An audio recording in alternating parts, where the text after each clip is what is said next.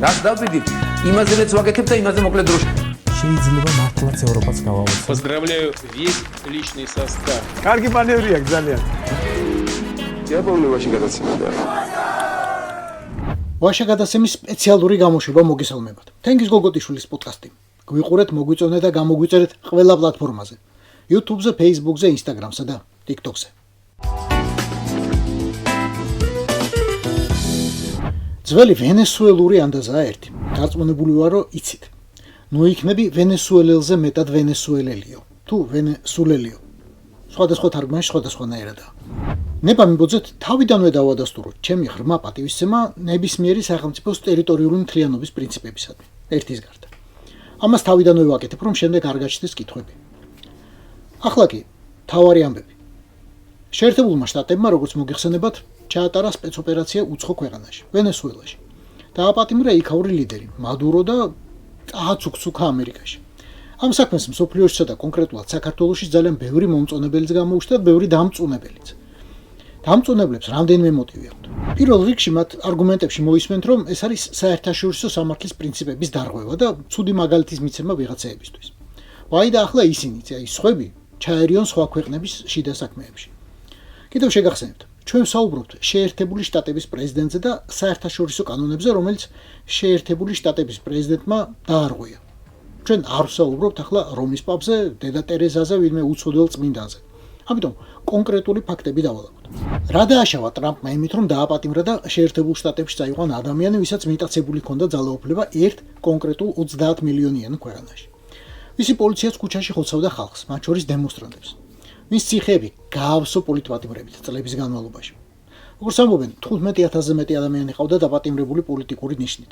ტრამპმა დააპატიმრა ადამიანი, ვინც ხელს უწყობდა არეულობას მეზობელ ქვეყნებში და აფინანსებდა მაგალითად კოლუმბიის ხელისუფლებასთან მებრძოლ ფარკის მარქსისტ ბოევიკებს, ანუ ტერორისტებს. ვისაც მტრად ყავდა გამოცხადებული დასავლეთი, პირველ რიგში გრინგოები, ამერიკელები.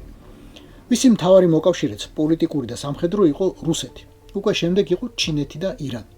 ვინც რამდენჯერმე მოიპარა არჩევნები და არასდროს მისცა საშუალება საკუთარი ხალხის უმრავლესობას რომ აერჩია ხელისუფლება. ტრამპმა დააპატიმრა ადამიანი, რომელიც ეჭვმიტანილია საერთაშორისო ნარკოკარტელების მართვასა და უზარმაზარი შავი ფულის შოვნაში, რაც შეერთებულ შტატებს თავის ერთ-ერთ უმთავრეს საფრთხედ აქვს გამოცხადებული. ბოლოს და ბოლოს ტრამპმა დააპატიმრა ადამიანი, ვისაც აღიარებული აქვს საქართველოს სეპარატისტული რეგიონები, აფხაზეთი და ყოფილი სამხრეთ ოსეთი. აი ეს კაცი ზის ახლა ამერიკულ ციხეში და ელოდება განაჩენს და ვიღაც ადამიანები სხვა ქვეყანაში და სხვა ნახევარსფეროში საერთოდ საქართველოში წუხან რომ შეერთებულმა შტატებმა შეიძლება დაარღვია საერთაშორისო კანონმდებლობა და ადამიანის უფლებები. სად რა მომენტში შემოდის საერთაშორისო ნორმები და ადამიანის უფლებები განტოლებაში, როდესაც საუბრობთ მადუროზე. მაშინ როდესაც მას ქეჩოში ჩაავლება ხელს და ვერტფრენში შეტენიან. მაშინ კი დარღვევა. მაგრამ თუ ათვლის წერტილი არის ვენესუელელთა უმრავლესობის გათელილი ნება, მათი პოლიტიკური არჩევანი, რომელსაც ჯერ ჩავესის და შემდეგ მადუროს რეჟიმი უბრალოდ ფეხქვეშ თელავდა. თუ ათვლის წერტილი ათასობით პოლიტიკური პატიმარია, მას შემდეგაც კი რაც 1 იანვარს მადურომ ციხიდან 200-მდე ადამიანი გამოუშვა. თუ ათვლის წერტილია ნაწამები და გაუჩინარებული ოპოზიციონერები. მაშინ დიქტატორ მადუროს დაპატიმრება შვებაა. ვენესუელელი ერისთვის შვებაა და თავისუფლების შანსი. კიდევ ერთხელ ჩამოვაყალიბოთ მთავარი ფაქტები. შეერთებულმა შტატებმა ციხეში ჩააგდო და კარგახანს აყურყუტებს ადამიანს, ვინც არ ცნობდა არა მხოლოდ საკუთარი მოქალაქეების უფლებებსა და თავისუფლებებს, არამედ კონკრეტულად საქართველოს ტერიტორიულ მთლიანობას. ესე იგი, ადამიანს, ვინც არღვევდა საქართველოს კანონმდებლობასა და საქართველოს კონსტიტუციას. ესე იგი, ადამიანს, ვინც იყო საქართველოს გამოცხადებული მტერი. ხო და მაშინ მიპასუხეთ, რატომ ეწვის მე, ან თქვენ რატომ გეწვით ამ კაცზე ჯიგარი? ეს ზოგადად შეწუხებულებს. ახლა კი კონკრეტულად იმათ, ვინც ნერვიულობს შეერთებული შტატების ასეთი მოქმედება შეიძლება გადაედოს კონკრეტულად რუსეთს და მერე რა იცი რა გველისო. ნამდვილად იმას ნერვიულობთ, რომ ქვეყანა, რომელიც ამდენ წელია კლავს ბავშვებსა და ქალებს სხვა ქვეყანაში, ოდესმე დაარღვევს საერთაშორისო ჰუმანიტარულ ნორმებს. მართლა იმას ნერვიულობთ, რომ ქვეყანა, რომელიც 4 წელია ბომბავს საავადმყოფოებს, საცხოვრებელ სახლებს, თეატრებს, თავშესაფრებს, მხოლოდ იმიტომ, რომ იქაურებს არ უნდათ რუსეთში ცხოვრება. ერთ დღესაც ეს ქვეყანა უცებ დაარღვევს რაღაც საერთაშორისო სამართლის ნორმებს. იმას ვნერვიულობთ, რომ ქვეყანა, მისი კონკრეტული დიქტატორი, ვინც ჩაატარა ნორდოსტი საკუთარ დედაქალაქში, ვინც საკუთარი ერთი პატარა ქალაქის 200 ბავშვი ამოხოცა ერთ სკოლაში, ვინც დახოცა ყველა ოპოზიციონერი ლიდერი, ვინც დაიჭირა ოდნავ განსხვავებულად მოაზროვნე ნებისმიერი ადამიანი, ვინც ემტერება გარშემო ყველა სახელმწიფოს თავისი მოკავშირე ბელარუსის ჩათვლით. აი, ამ ქვეყანამ რომ ოდესმე დაარღვიოს საერთაშორისო ნორმები. ეს რა დაგვრჩენია სანერვიულოდ ახლა. დავანებოთ თავი უკრაინას, დავანებოთ თავი ბალტიის რეგიონს, დავანებოთ თავი პოლონეთს, დავანებოთ თავი სირიას, დავანებოთ თავი ყველასა და ყველაფერს. გავიხსენოთ რომ ვართ პირველ რიგში ქართველები. პირველ რიგში საქართველოზე ვინერვიულოთ მოდი. და რაზე ვინერვიულოთ კონკრეტულად? რომ რუსეთი, რომელმაც მოგვიწყო 9 აპრილი და დღემდე არ აღიარებს, რომ მისმა ჯარისკაცებმა აჩეხეს 16 წლის გოგონები და 70 წლის ქალები. ოდესმე ჩაერევა ჩვენს შიდა საქმეებში?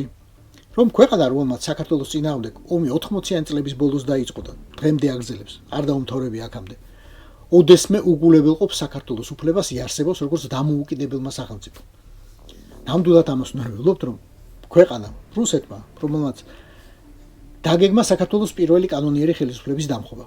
აი, აწი ამერიკის მაგალითით ჩაერევა საქართველოს შიდა საქმეებში.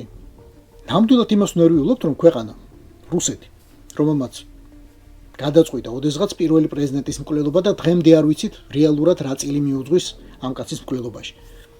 რომ ქვეყანამ რომელმაც გადაწყვიტა მეორე პრეზიდენტის მკვლელობა, ჯერ კი ნაღამ ვერტფრენი ჩამოაგდო, მერე ორჯერ ააფეთქა თავის სამხედრო ბაზებზე გაწვრთნილი ბოევიკების ხელით. რომ აი ასეთი ქვეყანა უგულებელყოფს საქართველოს სახელმწიფოს მეთაურის სიცოცხლის უფლებას? ოდესმე. მართლა იმას ვნერვიულობთ, რომ ქვეყანა რუსეთი, რომლის მეთაურიც საქართველოს პრეზიდენტს ერთი ადგილით ჩამოკიდებას პირდებოდა, ოდესმე უგულებელყოფს საქართველოს უფლებას კონდეს დამოუკიდებელი პოლიტიკა. იმას ვნერვიულობთ თუ არა, რომ ქვეყანა რუსეთი, რომელმაც საკუთარი გამოზრდილი ოლიგარქების ხელით ორჯერ სცადა საქართველოს ხელში ჩაგდება და სამწუხაროდ მეორეც და 2012-ში წარმატებამდე მიიყვანა. რომ ეს ქვეყანა ოდესმე გადაწყვეტს ჩაერიოს საქართველოს შიდა საქმეებში. მართლა იმას ვნერვიულობთ თუ არა, რომ ქვეყანას რუსეთს ტრამპის მოქმედებით ცუდი მაგალითი მიეცემა. თუ მართლა ამის გეშინიათ, გვეშინია. მაშინ მე გკითხავთ. რისგან იკავებდნენ აქამდე თავს რუსები, თუნდაც საქართველოში და ამ იერიდან რის უფლებას მისცემენ თავს? თუ შეგიძლია დამისახელოთ რომელიმე საერთაშორისო ნორმა, რომელიმე კონვენცია, რომელიმე ქარტია, რომელიც რუსებს ჯერ არ აქვთ კირზის ჩექმით გათელილი საქართველოში. ან სხვაგან. თუ ნამდვილად ამას ვნერვიულობთ, თუ დღეს ვინმე ნამდვილად ელოდება ეშინია, რომ რუსეთი ამ მაგალითით რაიმე უარესის უფლებას მისცემს თავს, გინ საქართველოში, გინ სხვაგან. პირდაპირ უნდა გითხრათ, მეგობრებო, იდიოტები ხართ.